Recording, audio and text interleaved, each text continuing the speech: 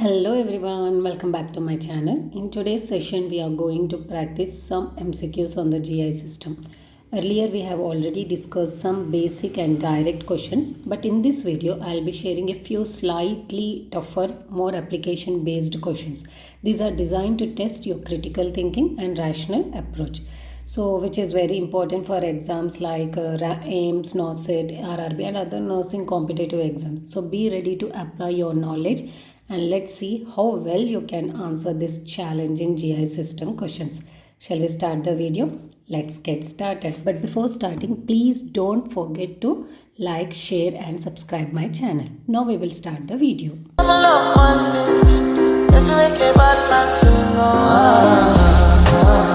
So before starting, I want to tell you this video is going to be in a bilingual language, that is English and Telugu. Okay, so the first question is, a 48-year-old alcoholic presents with sudden severe epigastric pain radiating to the back, tachycardia and hypocalcemia. Serum lipase is 10%, means it is more than the normal, it is multiply above 10. So which feature most strongly predicts the necrotizing pancreatitis and worse prognosis?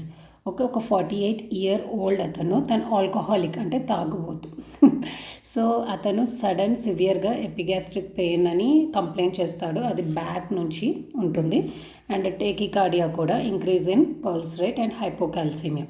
Serum lipase అనేది normal కంటే ఎక్కువగా ఉంది. So దీనికి ఇది mostly ఏమని necrotising pancreatitis and verse ప్రోగ్నోసిస్కి సంబంధించింది. But కింద ఇచ్చిన వాటిలో ఏది దీనికి కరెక్ట్గా సూట్ అవుతుంది అని అడుగుతున్నారు. So here the options they have given serum lipase which is more than the normal 3 times.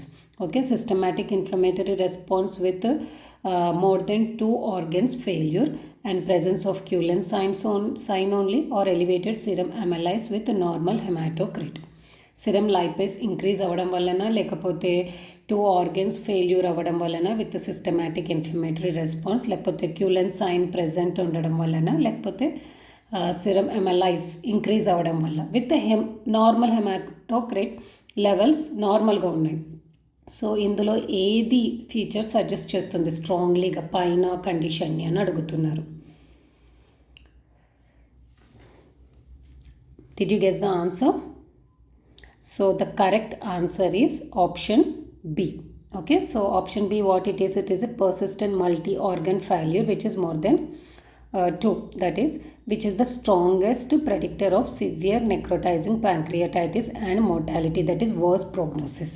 Why not others means, see, option A, what it is telling, serum lipase increase, which will correlates with the poorly prognosis with severity, not more than that. Then C is what, Cullen signs, which can indicate the hemorrhagic or necrotizing pancreatitis, but it is neither sensitive, okay, nor the strongest prognostic marker it is. And what is D, elevated serum amylase with normal which is not specific, and normal hematocrit does not exclude severity. Okay, so hematocrit, what it will helps in assessing, it will helps in assessing the hemo concentration. So here B is the correct answer. ఇక్కడ B అనేది correct answer అనమాట. మిగతా ఎందుకు కావాలంటే lipase increase అవ్వడం వల్ల పోర్లీ prognosis అవుతుంది, కానీ అంత సివియారిటీగా ఉండదు. క్యూలెన్ సైన్ అనేది haemorrhagic or necrotizing pancreatic indication, అంతేకాని అది స్ట్రాంగెస్ట్ మార్కర్ అయితే కాదు పూర్ ప్రోగ్నోసిస్కి. అండ్ డి ఏంటిది, సిరం ఎమలైస్ ఇంక్రీజ్ అవ్వడం వల్ల లేకపోతే నార్మల్ హెమాటోక్రిట్ ఉండడం వల్ల అంత సివియారిటీ అయితే ఉండదు. హెమాటోక్రిట్ దేనికోసం అసెస్ చేస్తాం, అది హీమో కాన్సన్ట్రేషన్ కోసం అసెస్ చేస్తాం. సో డి కూడా కాదు, ఇక్కడ option B is the correct answer. Second question, a patient with cirrhosis and tense ascites. So diagnostic paracentesis shows fluid PMN count 280 cells per mm cube, Total protein is 0.6 grams per dl and SAG 1.8 grams per dl. So best action is what?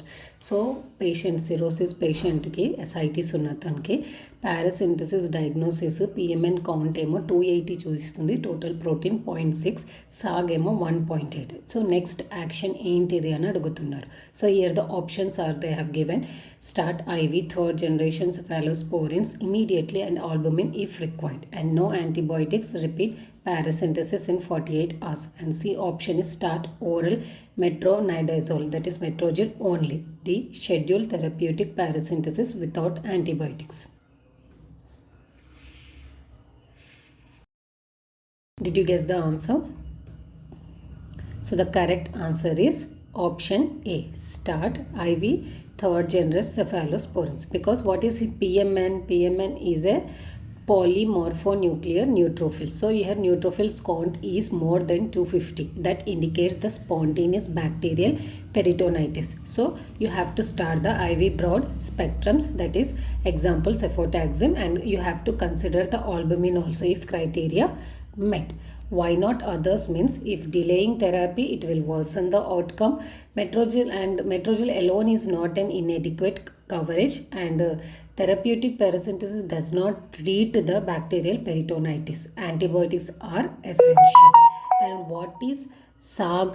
SAG is a serum ascites albumin gradient. So it is a calculation which is used to assess or analyze the acidic fluid. Okay, that is about the SAG. ఇక్కడ answer ఏంటిదనంటే A అన్నమాట. So PMN count, PMN అంటే ఏంటిది? Polymorphonuclear neutrophils, అంటే neutrophils WBC count అనేది more than 250 ఉన్నాయి. అంటే అది ఏం ఇండికేట్ చేస్తుంది? స్పాంటేనియస్ బ్యాక్టీరియల్ పెరిటోనైటిస్ అనమాట. సో ఇన్ఫెక్షన్ ఎక్కువగా ఉంది కాబట్టి IV broad spectrum example cefotaxime start చేసేసేయాలి, మళ్ళీ ఆల్బుమిన్ కూడా కన్సిడర్ చేయాలి. ఓకే, సో వేరేవి ఎందుకు కాదు అని అంటే థెరపీ ఇంకా డిలే చేస్తే వర్సన్ అనేది అవుట్కమ్, అంటే ఇంకా అది అవుట్కమ్ అనేది బ్యాడ్ అవుతుందే తప్ప దానివల్ల ఉపయోగం అయితే ఏమీ లేదు. మెట్రోజిల్ ఎలోన్ ఇదంతా కవర్ చేయలేదు. సో మనం యాంటీబయాటిక్స్ కంపల్సరీ స్టార్ట్ చేయాలి. ఆప్షన్ డి ఏంటిది?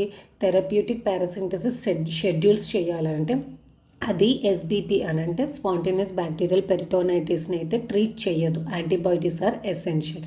So here option A is the correct answer.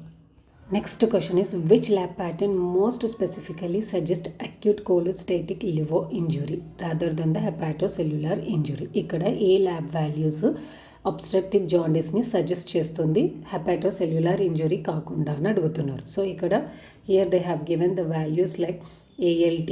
ALT means alanine transaminase, that is more than the normal, 10 times more than the upper limit normal values. And next is AST is 9 times more than upper limit normal values. ALP is normal. B option is what? ALP is 4 times more than the normal values, and GGT is high, and bilirubin conjugated is also high. And prolonged PT with very low albumin only, or D option is isolated rise of unconjugated bilirubin. If you want to know the details about the enzymes, okay, liver enzymes and their markers, I have made a short video there is a short video in my channel. Just go and check it out. Here I'm not going in a detailed explanation.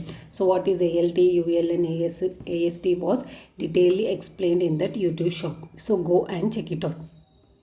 ఇది ఏమంటారు, liver ఎంజైమ్స్కి సంబంధించినది ఒక చిన్న YouTube short చేశాను, అక్కడ వెళ్ళి చూడండి. దీని గురించి డీటెయిల్గా మీకు అర్థమవుతుంది. ఇక్కడ నేను దీని గురించి డీటెయిల్గా వెళ్ళట్లేదు. Okay, so did you guess the answer? So the correct answer is B. Okay, so marked ALP and GGT will be high. Bilirubin conjugated is also high. So that is suggesting the obstructive jaundice. Why not others means option A is suggesting the hepatocellular injury. Okay, and C is what? Prolonged PT, that is prothrombin time and albumin, which shows the synthetic dysfunction, not the specific for the obstructive jaundice. And D is what? Unconjugated bilirubin rise will be suggested the hemolysis or Giebert's. not the obstructive jaundice. So here option B is the correct answer. ఇక్కడ option B అనేది correct అనమాట. Why not others అని అంటే A will suggest the hepatocellular injury. C ఏంటిది low albumin levels, that అది specific కాదు జాండీస్కి, ఏది obstructive.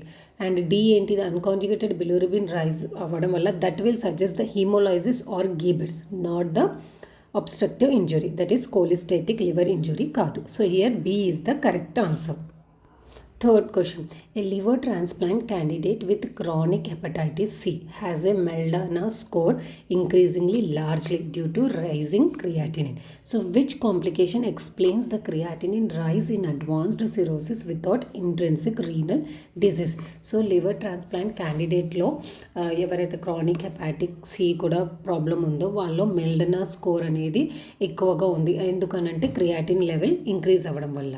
సో ఇక్కడ క్రియాటిన్ ఇంక్రీజ్ అయ్యడం దేని అంటే అడ్వాన్స్డ్ సిరోసిస్లో రీనల్ డిజీజ్ లాంటివి ఎలాంటి సిమ్టమ్స్ లేకుండా ఏం సజెస్ట్ చేస్తుంది అని అడుగుతున్నారు. అట్లా ఎలా? So the options they have given: hepatorenal syndrome, that is functional renal failure; B, IgA nephropathy from portal hypertension; C, Wilms tumor metastasis; and C, pre-renal azotemia due to hypervolemia. Did you guess the answer? So the correct answer is A, hepatorenal syndrome. That so HRS, this is called in short form HRS, that is functional renal failure. So it is a functional progressive renal failure which we can see in advanced cirrhosis due to the intense renal vasoconstriction, and creatinine will be rise. But in spite there is a no structural kidney disease can be seen. So what is Meldana score means? I have made a detailed YouTube short video on the Meldana score. So go and check it out. You will get a detailed explanation of about it. So I'm not going here. Okay, so here option A is the correct answer. Why not others means IgA nephropathy is is not related to the cirrhosis. Okay, it is related to like portal hypertension. It is not it is unrelated to cirrhosis. And C, Wilms tumor is irrelevant, which can't be seen in adults. And D, pre-renal azotemia is due to hypovolemia condition. We will see that is not in hypervolemia condition. Ikkada option A is the correct answer anamata. Hepatorenal సిండ్రోమ్ని suggest చేస్తుంది. ఎందుకనంటే in advanced cirrhosis కండిషన్లోనే మనము ఇదేమంటారు progressive renal failure అనేది చూస్తాము. Because అక్కడ renal వాజో constriction ఉంటుంది and creatinine rise ఉంటుంది. But మనకి స్ట్రక్చరల్ కిడ్నీ డిజీజెస్ ఎలాంటివి కనిపించదన్నమాట. ఓకేనా? సో వై నాట్ అదర్స్ అని అంటే ఐజియో నెఫ్రోపతి అనేది సిరోసిస్కి రిలేటెడ్కి కాదు. ఓకేనా? దెన్ విమ్స్ ట్యూమర్ మెటాస్టేసిస్ అయితే అసలు అడల్ట్స్లో ఇది రిలేటెడ్ కాదు. అండ్ ప్రీ రీనల్ ఎజోటోమియా అనేది హైపోవెలమియా కండిషన్లో చూస్తామే తప్ప హైపర్వెలమియా కండిషన్లో చూడము. అందుకే ఇది కూడా కాదు. అండ్ మెల్డనా స్కోర్ అంటే ఏంటిది అనేది నేను యూట్యూబ్ షార్ట్ వీడియోలో డీటెయిల్గా ఎక్స్ప్లెయిన్ చేశాను. Just go and check it out. That is also very important for your exam. So here A is the correct answer. Fourth question. A 60-year-old with long-standing GERD, that is gastroesophageal reflux disease, suddenly develops the progressive dysphagia for solids over months. So endoscopy reveals a tight, short circumferential structure at the distal part of the esophagus and islands of squamous mucosa, which is replaced by the columnar epithelium proximally. So most likely pathological process what it is. So ఒక 60-year-old woman long standing GERD ఉంది, తన gastro oesophageal reflux disease ఉంది. Suddenly dysphagia అంటే difficulty in swallowing for solid foods over months. So endoscopy ఏం reveal చేస్తుందంటే tight short circumferential అంటే distal part of the ఈసోఫేగస్లో short circumferential strictures అంటే tight. Okay, and squamous mucosa అనేవి columnar epithelium తోటి replace అయింది. So the pathological process దేనివల్ల అంటే ఏమంటారు దీన్ని ఈ కండిషన్ని అని అడుగుతున్నారు.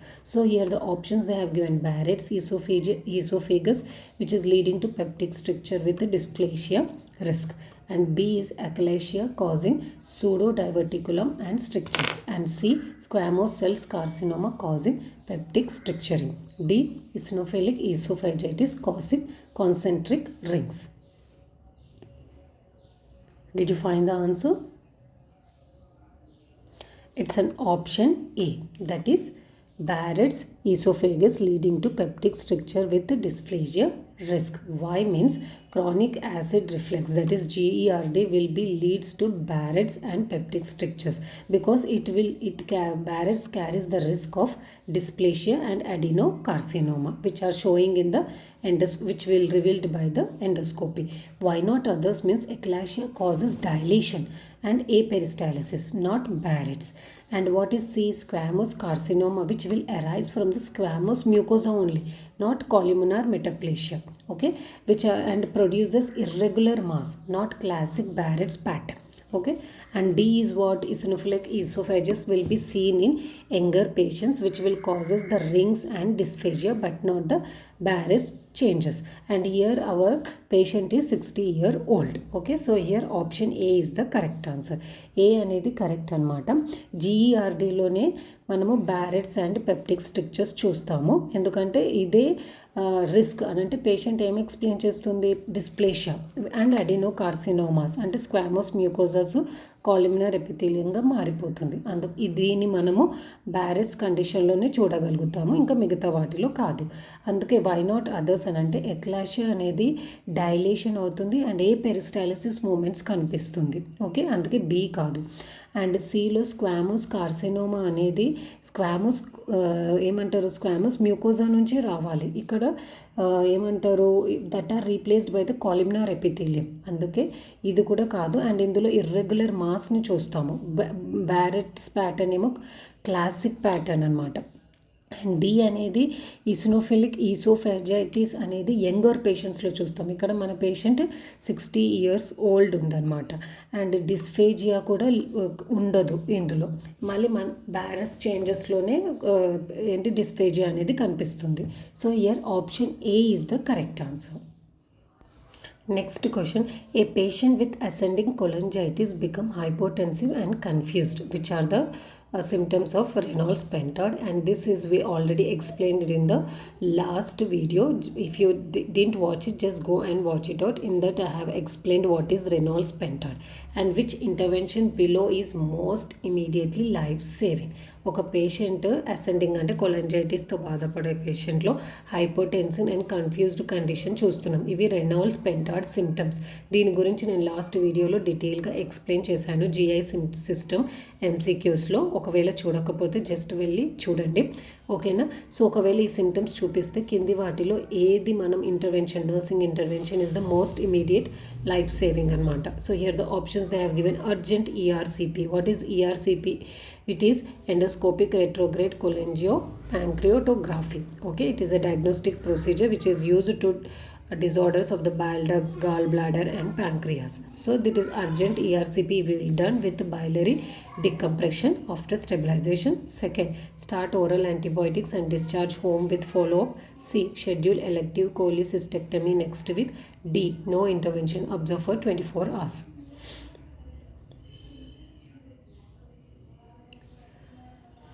Did you guess the answer? So it's an option A is the correct answer. That is urgent ERCP with the biliary decompression. Because Reynolds pentad, I will explain in a simple way. What is Reynolds pentad? Pentad means the patient will show the 5 symptoms who is suffering with the cholangitis. That is fever, jaundice, right upper quadrant pain, hypotension and altered mental status. So the patient is in the high stage, then only they can show the symptoms hypotension and altered mental status, which will indicate the severe cholangitis. That's why urgent biliary decompression is needed, plus IV broad spectrum antibiotics has to be started, which is the life saving intervention, which will done after stabilizing a patient ABC, that is airway, breathing and circulation. If the patient has the stabilized ABC, then only we can go for the ERCP, that is endoscopy retrograde cholangiopancreatography. Why not others means See, BCD is inadequate or delayed for severe cholangitis. ఇక్కడ A is the correct answer అనమాట. ఇగో రెలాస్ పెంటాడ్ అని అంటే 5 symptoms అనమాట patient చూపిస్తారు ఎవరైతే కొలంజైటిస్తో బాధపడుతున్నారో. ఆ 5 symptoms ఏంటిది? Fever, jaundice, right upper quadrant pain, hypotension and altered mental status. ఇక్కడ ఆల్రెడీ పేషెంట్ అనేది హైపోటెన్సివ్ అండ్ కన్ఫ్యూజ్డ్ అంటే ఆల్టర్డ్ మెంటల్ స్టేటస్ కండిషన్ రెండు చూపిస్తున్నాడు అంటే that will be indicates the severe cholangitis అనమాట. అంటే ఇది లైఫ్ సేవింగ్ కండిషన్. సో అర్జెంటుగా బిలియరీ డికంప్రెషన్ చేయాలి, that is ERCP, that is endoscopy retrograde cholangiopancreatography. ఇది ఒక డయాగ్నోస్టిక్ ప్రొసీజర్ అనమాట. Okay, this has to be done after stabilising అంటే ABC airway breathing circulation అనేది పేషెంట్ స్టెబిలైజ్ అయిన తర్వాతనే immediately you have to go for this urgent ERCP MI. Okay, దీంతో పాటు broad spectrum IV antibiotics కూడా పెట్టాలి. Why not others అంటే BCD అనేది ఇన్అడిక్వేట్ ఆర్ డిలేడ్ అనమాట for severe cholangitis. So A is the correct answer. Next question. A 35-year-old with Crohn's disease has a chronic iron deficiency, anemia, B12 deficiency and low albumin. Which explanation best accounts for multifactorial malnutrition in Crohn's? అంటే 35-year-old patient అంటే ఎవరైతే క్రాన్ డిజీజ్తో బాధపడుతున్నారో వాళ్ళకి chronic iron deficiency anaemia ఉంది, B12 deficiency ఉంది and లో albumin levels ఉన్నాయి. అయితే కింద వాటిలో ఏది బెస్ట్గా ఎక్స్ప్లెయిన్ చేస్తుంది ఈ కండిషన్ని, that is multifactorial malnutrition in క్రాన్స్లోనే అడుగుతున్నారు. So here the options they have given: diffuse colonic mucosal atrophy producing B12 malabsorption exclusively. B. Iliac disease resection causing poor B12 and bile salt malabsorptions, chronic blood loss and protein losing enteropathy. C. Small bowel bacterial overgrowth only causing isolated iron deficiency. D. Exclusive high caloric intake leading to anemia of chronic disease. Did you guess the answer? It's very easy. So the option B is the B is the correct answer. Okay, why? Chronic oftenly involves the terminal ileum. Okay, so in this B12 and bile salt absorptions will seen. So disease and resection will cause the chronic blood loss that will leads to iron deficiency, and there is a protein loss also which will shows the low albumin levels, that is multifactorial. Why not others means A will show the colonic atrophy which does not explain the why the B12 deficiency will happen, and C is what SIBO, that is small bowel bacterial overgrowth is the causes only malabsorption, but it is not only the one cause because there are multifactorial is there that can't be explained by this.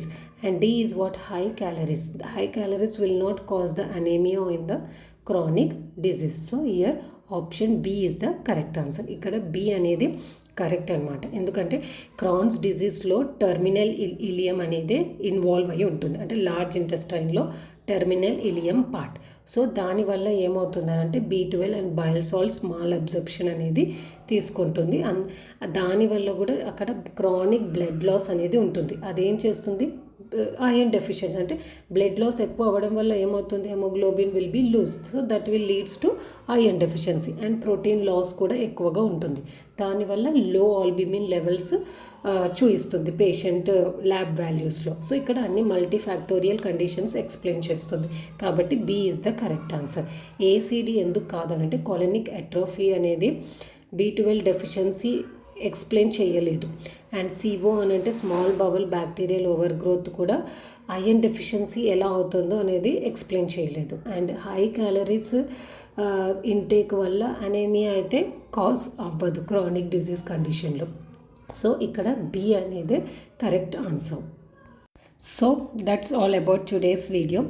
If you like the content, please don't forget to like, share and subscribe to my channel. If you have any doubts regarding the video, feel free to write them in the comment section. I'll be happy to explain them. And also if you are enjoying the video, please give it a thumbs up or a encouraging message in the comments. So your support really motivates me to create more such videos. So that's it for today. I'm stopping the video here. So we will meet again in the next section. Until then, take care. Bye.